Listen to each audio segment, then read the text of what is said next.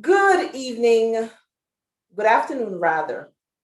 Welcome to another in the series, Learning Together with Dawes. So, Learning Together is an effort by Brosis Foundation to maximize or reach to individuals who are in one way or another impacted by the pandemic. So students will need a little support. They won't have the time to go for extra lessons in the evenings and all of that. So Brosis is here. So, we have mathematics on a Tuesday and Thursday, and on a Wednesday, we have English. Dawes, your host.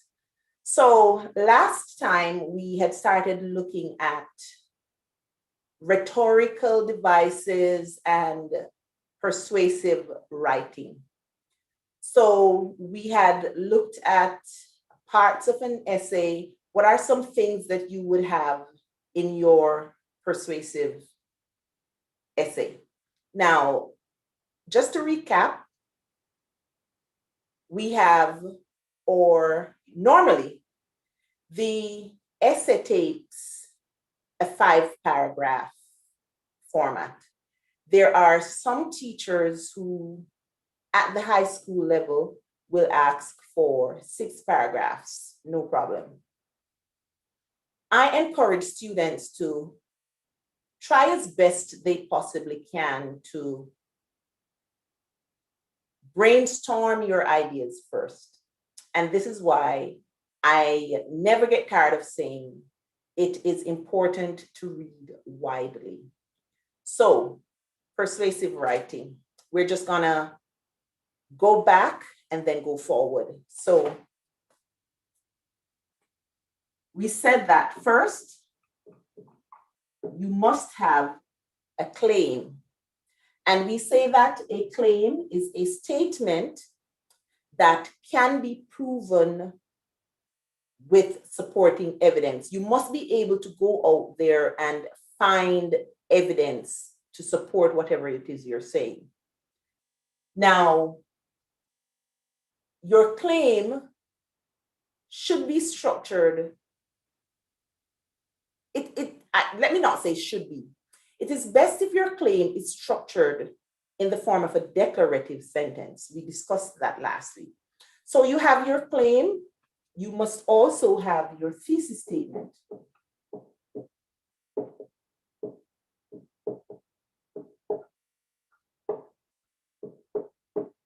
And your thesis statement guides your reader and points them in the direction of your arguments. From your thesis statement alone, we should be able to see exactly where your essay is going. Okay? So you would have your claim, your thesis statement, and all of these go in your introduction. We know of a fact that if you only have a claim and a thesis statement, that's going to be skeletal. So we're going to come back and we're going to develop these. Next, you get to your body paragraphs.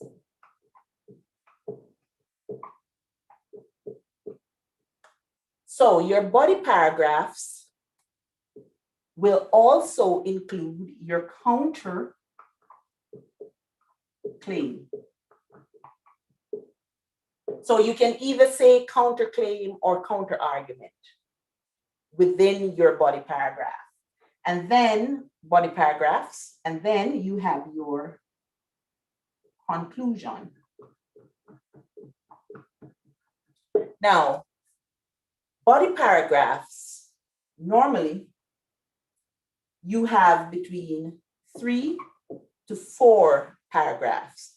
Okay, so if you're doing the 5-paragraph format, your counterclaim, I always advise individuals to start your fourth paragraph with your counterclaim, and then you're going to refute that. You're going to throw in your refutation. You're going to throw in your rebuttal using your last point right here. If you're doing the 6-paragraph format, then it is okay for you to go and take one paragraph and dedicate it to your counterclaim. So you would use, let's say you use your 3rd paragraph for your counterclaim. And then in the 4th paragraph, let me see. And then in your 4th paragraph, you can go back and continue discussing your points that would be in support of your arguments. And then you have your conclusion. Your conclusion should not introduce any new information. I have made a note to point out that your conclusion is, to an extent, a restructure of your introduction, because what you'll be doing in your conclusion right here, you will be summarizing what you would have discussed in your body paragraphs and somehow reiterating what you would have introduced in your introduction. So with that out of the way, let's move on. We will be working on developing an introductory paragraph.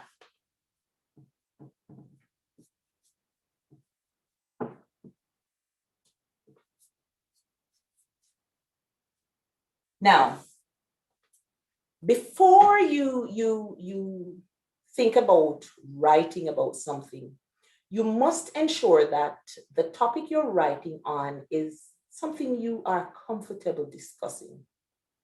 So what are some of the topics that are debatable?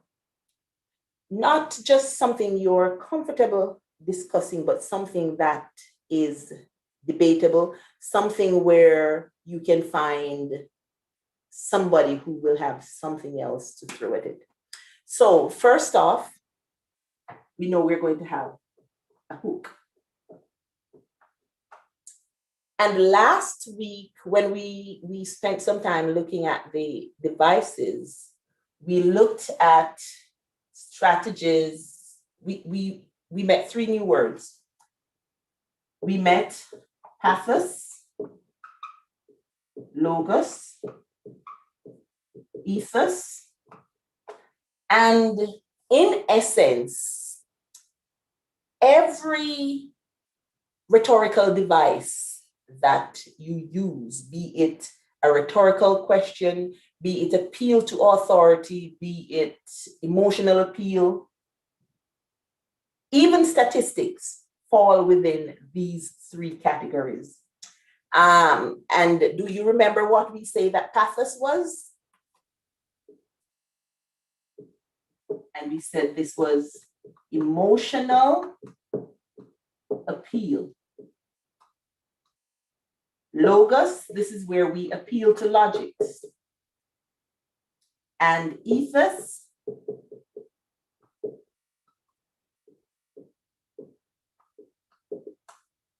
we introduce facts or ethics. Okay, so we're going to, and under this here, we would have things like statistics, we would have authoritative evidence, authoritative appeal, or authoritative evidence. Okay, so which one would you want to start your essay with? Because remember, we want to start with a hook. And we say that we call this also your grabber, the thing that you use to grab your readers, pull them in, to hook your readers and pull them in.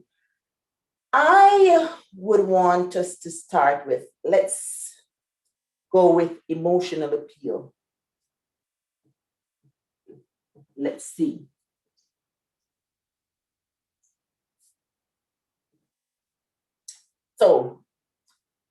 our topic now.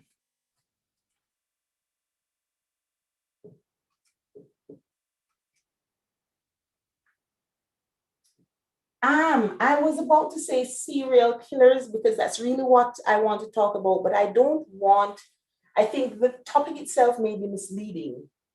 It's not those persons like Tom Bundy and all of those persons that you would see on some program that speaks to those persons who have mental disorder where they go around killing persons. Well, I believe that if somebody has the heart to actually kill somebody, then there's a mental disorder there.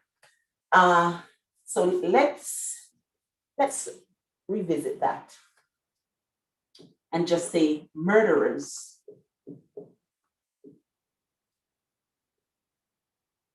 should be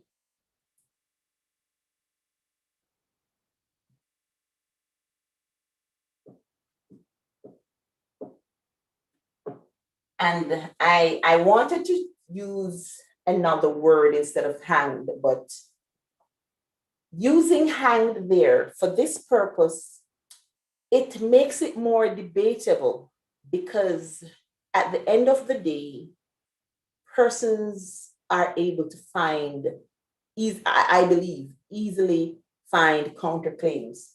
Okay, so this is our topic. Now, we know we have to start with a hook. What is your hook? Do we want to use statistics or do we want to use emotional appeal or something? So let's go with the hook. An anecdote. Let's make up some statistics here. We know for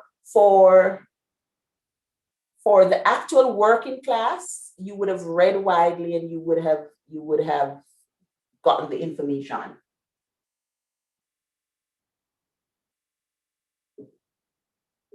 There are no less than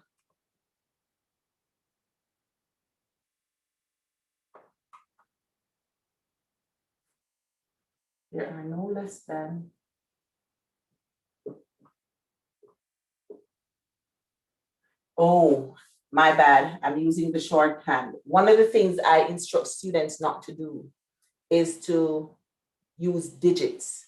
We try our best to use numbers. Because of space, I would want to go with the digit, but I would hate to set a bad precedent. So let me write it out. 40%. And after we write the words,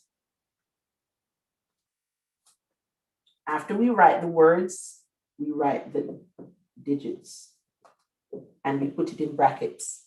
So there are no less than 40% of, we don't want it too wide, so we don't want to talk about the world. Let's give a community of, I don't know if there's a place by this name, of Gainesville's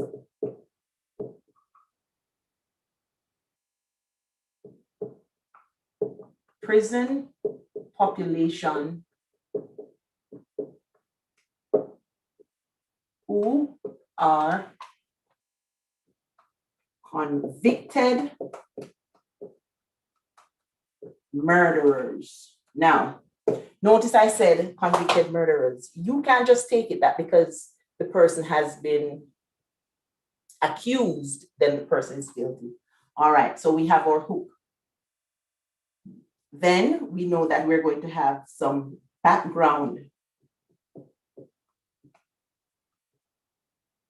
And I put the word background there so you remember some background information. So each night there are, and one thing we want to do, we want, unless if you're instructed to write a speech, then you're allowed to personalize it. Use the first person, the second person point of view. Outside of that, we want to make our We want to make our essay as impersonal as possible. So we want to use the third person point of view. Each night there are images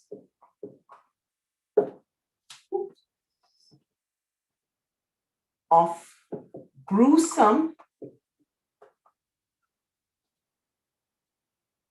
killings on the news. Why?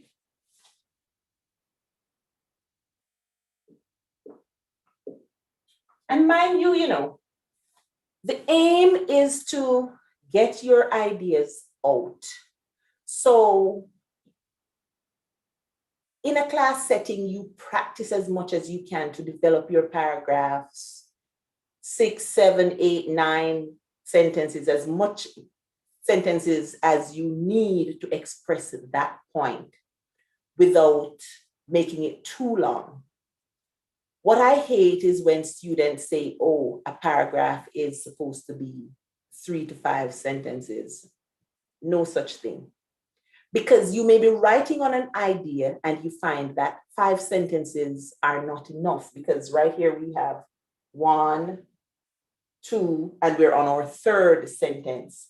And if you were supposed to be typing this and submitting it, I mean, here it looks like a lot, but put this in Microsoft Word, it's really nothing. So you don't want to limit yourself into saying, oh, 3 to 5 sentences, okay? So why should law-abiding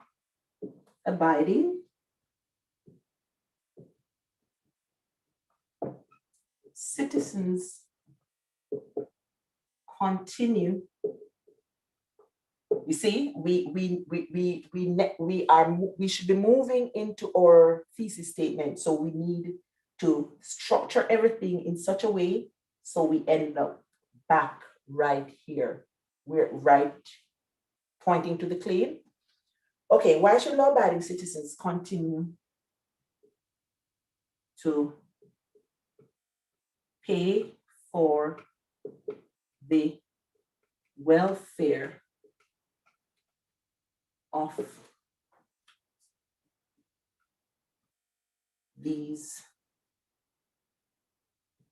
persons who would have robbed a family of a loved one. Murderers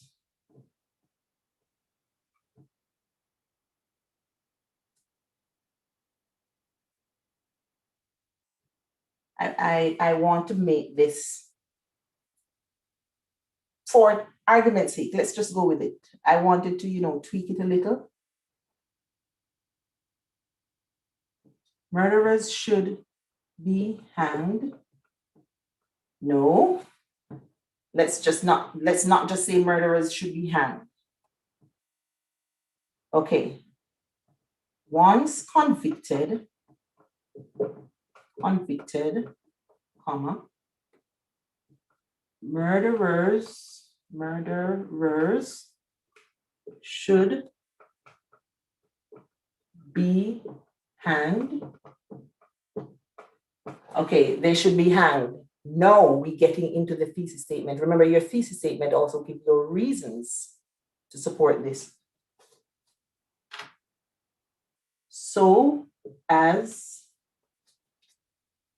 to deter, and this is where, remember, I keep almost in every lesson, I keep emphasizing the need to read. The more you read, the more your vocabulary expands.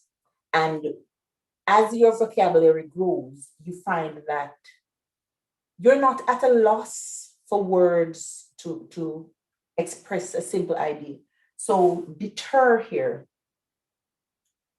So it says, once convicted, murderers should be hanged so as to deter, which means we want to prevent, we want you to do this so as to prevent other persons from doing it. We don't want persons to find it to be something attractive. We want to change their minds from it. We want them to think about the consequences. All right. So as to deter others while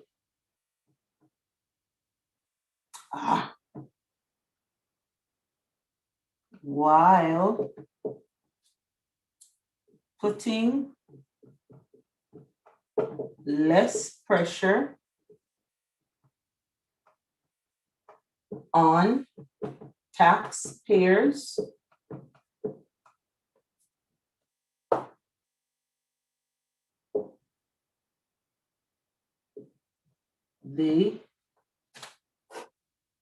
and remember, we can use semicolon. We can use a semicolon to express two completely different ideas. So rather than using a period, we want to, it's almost like a compound sentence. We have one proper sentence here, but we don't want to make it seem so abrupt. We want to show the connection between what we say now and what we're saying after. So we can use the semicolon. Okay. So look, tell me if you find 2 points so far. Once convicted, murderers should be hanged so as to deter others. This is why it's important to read over, while putting less pressure on taxpayers. Yes. So right away, 1, it will deter others. 2, it will put less pressure on taxpayers. And if you notice, there's no discussion taking place here. I am just giving you the points. Okay?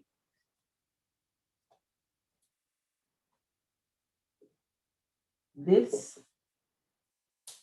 will, are you seeing, will also decrease an already overcrowded prison system. Let me put it right here. Yeah, okay. And then you would have your concluding sentence. Because we don't have the space, so let's read the paragraph now. There are no less than 40% of Gainesville's prison population who are convicted murderers. Each night there are images. So Gainesville is our community. And we realize that criminality in and of itself with an excess in murders is on the increase. And we realize that when we hear about the amount of money that is being spent to feed prisoners and all of that, and knowing that a lot of these persons have been convicted of things like murder and so on, then we feel passionate about it and we want to express our concerns. So there are no less than 40% of Gainesville's prison population who are convicted murderers. Each night there are images of gruesome killings on the news. Why should law-abiding citizens, I know that I know I did not put a question mark here. See why it's important to read over? Okay, why should law-abiding citizens continue to pay for the welfare of these persons who would have robbed a family of a loved one? Once convicted, murderers should be hanged so as to deter others while putting less pressure on taxpayers. This will also decrease an already overcrowded prison system. And then we could wrap this up with just a simple sentence saying, this action becomes necessary as we continue to face increased problems of criminality within the community. And then you jump right into your first body paragraph. So I think you got the gist of this, so I can erase it, right? Yeah, it's a mouthful, and I'm not even sure if you want to read it for yourself. Okay, so we had our hook. I specifically chose the statistics because depending on your topic, you want to show your audience the severity of what you're putting forward, what you're arguing for. You want to show your audience how severe this matter is, why it's important enough to write about it. Okay, so we would have constructed our introductory paragraph, right? Okay, so we already know what our body paragraphs are going to be about, because I gave you somewhat of a makeshift format already. The only thing that I never gave you was a proper outline. Before you get into writing your essay, you must have an outline. So we had our hook. Let me give you the thesis statement. So we have the introduction. What I want from my students, I want your introduction. In your introduction, you have your thesis statement. So once you have your introduction, so let's call this little box here or intro. And in that box, we already had our hook and our thesis statement. Now, your first body paragraph, what will you be discussing? You will be discussing your first point. Oh, I erased it. So you want to start off with your topic sentence. What was our first point again?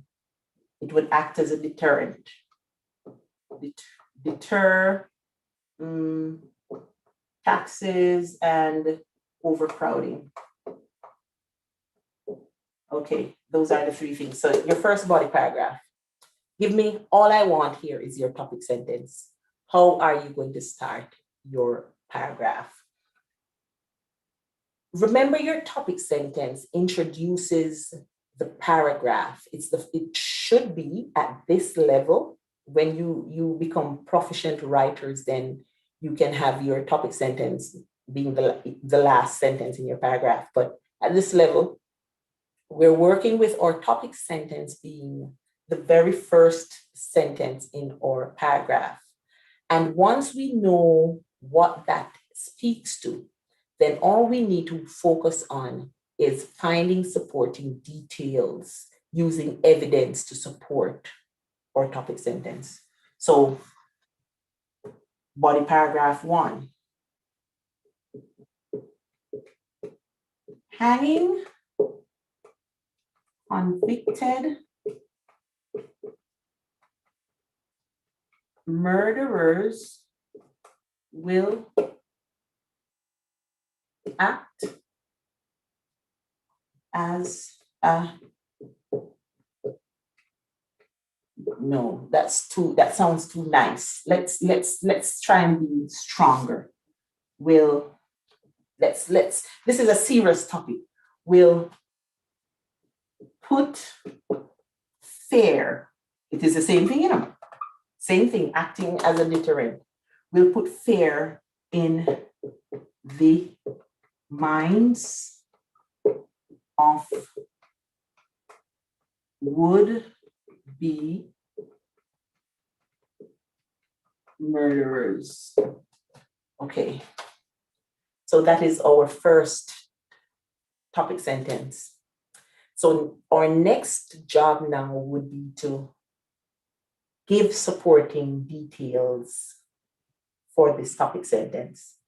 Go out there, and if it is something that you are really interested in, you maybe would have done some reading. You could even have done a survey. Use that evidence to support this. And then we would do, after we do all of that, we wrap up this paragraph and we do the same thing. Body paragraph to your topic sentence. And this topic is something we can use repetition with. So repeating hanging convicted murderers, because we know that the more something is repeated, not only will you remember it because it is being emphasized, but it will also force you to look into what it is that is being said, based on the fact that it is going to have such a lasting memory, such a lasting effect on your memory. So hanging convicted, let me put the G on this. This is not texting now. Remember, we don't do formal writing as if we're texting. Hanging convicted murderers. See the repetition here? Will put an ease on taxpayers. And this one here, guys, this one right here is it. I think it would be such fun discussing this paragraph here, because when you think about it, gone are the days in a lot of places where you have prisoners doing hard labor. That is a thing of the past. That used to be like in the 70s when I was a mere tot. And you hear about people, you listen to the news and hear about persons serving time with hard labor. They don't do that anymore. They watch television, they have their cell phones, and don't tell me they don't have cell phones and all of that, because we know better what happens on paper and what happens in real life, two different things. So they watch television, they have their cell phones, they're basically enjoying freedom. They don't have to pay taxes like everybody else. They don't have to worry where their next meal is coming from, because by right, based on humanitarian recommendations, they must be fed. They're free. But who has to pay for this? The law-abiding citizens, persons who would not think of even running a red light, having to now dig deep into their pockets to pay taxes so that these persons, and sometimes even the same person who would have suffered at the hand of these murderers, will end up having to pay taxes that contribute to their well-being. So that would be our second body paragraph. Let me just, and so you get the gist of how we would go about developing all of that. So then we would have this, basically the same thing in our third paragraph. Hanging convicted murderers will reduce overcrowding in the prisons. And then you go in, and you would have read widely on it before, so you would have had some statistics to show that what percentage of the prison population is there for maybe just short sentences, what percentage of the persons who are convicted of murder, what percentage would have committed a murder, like maybe premeditated murder, or things like that. So you know how to argue your point. And then when you get to your counterclaim, no, I'm sorry, your counterclaim would have already come. So let me show you how you would start off with your counterclaim. So I'm going back up here. I'm going to erase this. I'm putting my third body paragraph up here.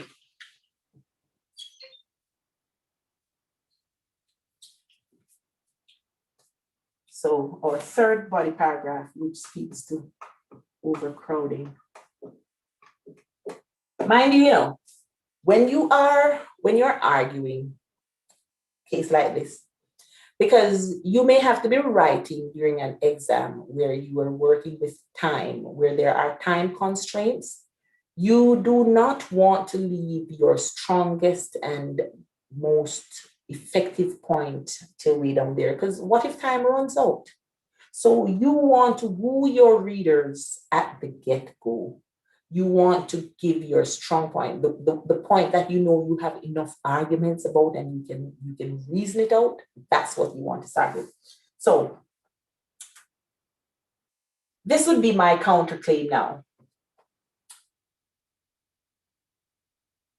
Many persons, or let's not use persons, many may argue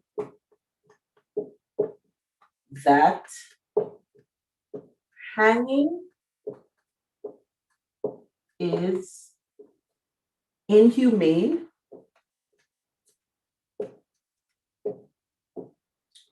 and shows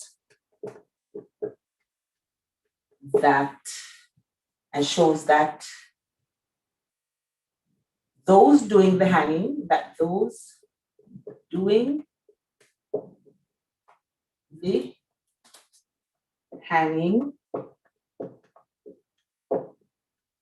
are no better than the convicted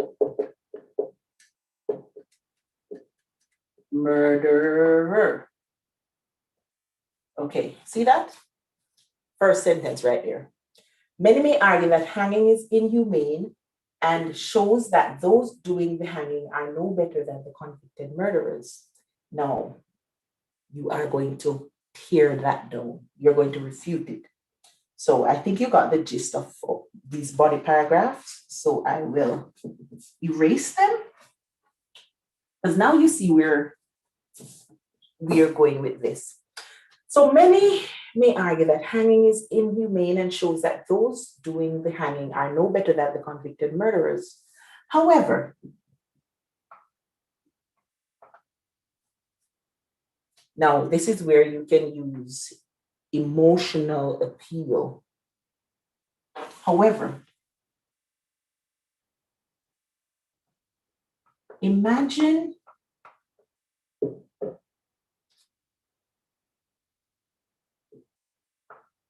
having to pay increased taxes. Mind you, we're talking about increased taxes here, The one before, we never spoke anything about increased taxes. We were talking about taxpayers having to pay for the welfare of those persons. We never introduced increased taxes, so it's okay for us to do it here. So, however, imagine having to pay increased taxes just so that more prisons can be built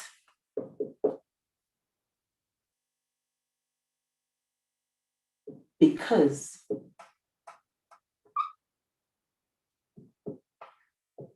the ones already built are bursting at the seams.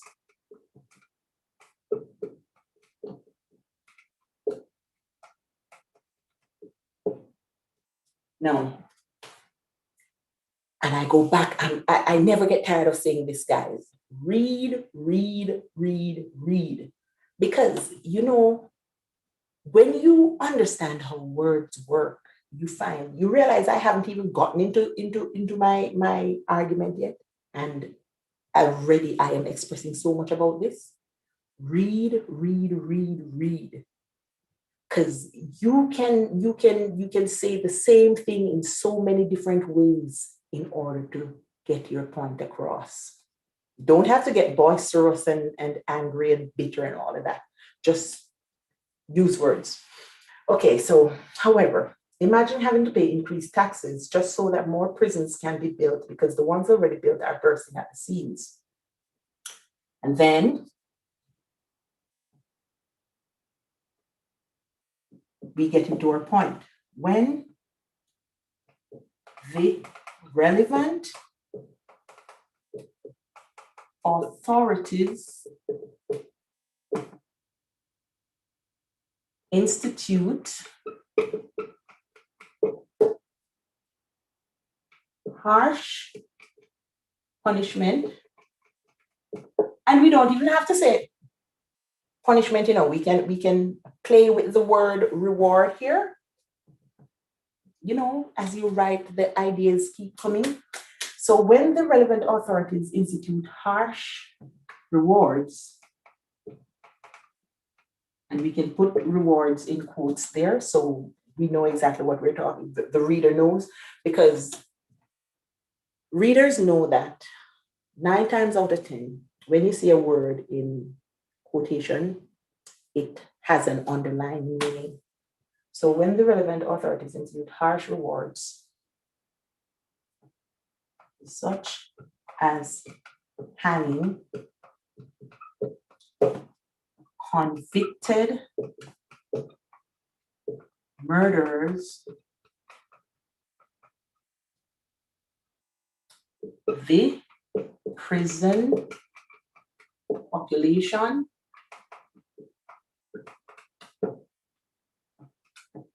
will drastically reduce, thereby making space for the minor offenses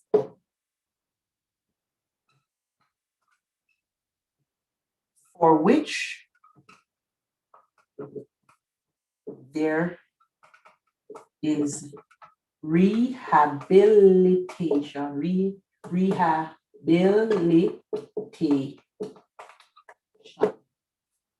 See, just like that.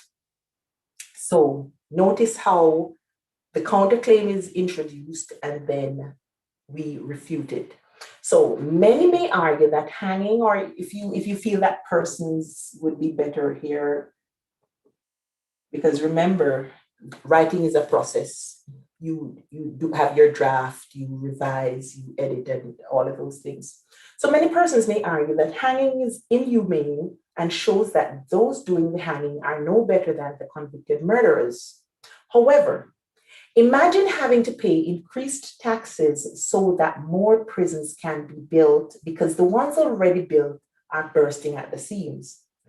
When the relevant authorities institute harsh rewards such as hanging convicted murderers, the prison population will drastically reduce, thereby making space for the minor offenses for which there is rehabilitation. And then you can go on and you expound on this point here a little, and then you wrap that up, and then you get into your conclusion. So, ladies and gentlemen, if you notice right here, we have spent 2 classes looking at persuasive writing. We have looked at devices such as rhetorical question, which is one of the main, let me see, did I use one here? No, I used one in the paragraph before. It's one of the main rhetorical devices that persons use when they're trying to sway persons. Remember that a rhetorical question does not require an answer simply because it is aimed to give food for thought. It is implied, the answer is usually implied at some point within the question. So there's no need to answer it. In addition, we mentioned the fact that even rhetorical question, that rhetoric device, it falls within one of three categories. We have pathos, logos, ethos. We have appeal to the emotions, we have appeal to logics, we have facts, statistics, all of those, as was mentioned earlier. In addition, bear in mind that when you set out to write an essay, if you have no knowledge of the topic, you will not be able to write effectively. Your arguments will not be effective. I am going to therefore implore you to set aside even 20 minutes each day to read something. If you don't want to read, listen to the news, listen to something informational so that your knowledge base can be widened. In addition, before you start writing your essay, ensure you have an outline. My suggestion is brainstorm the points you want to discuss. Construct your introduction, ensure you have claim your thesis statement.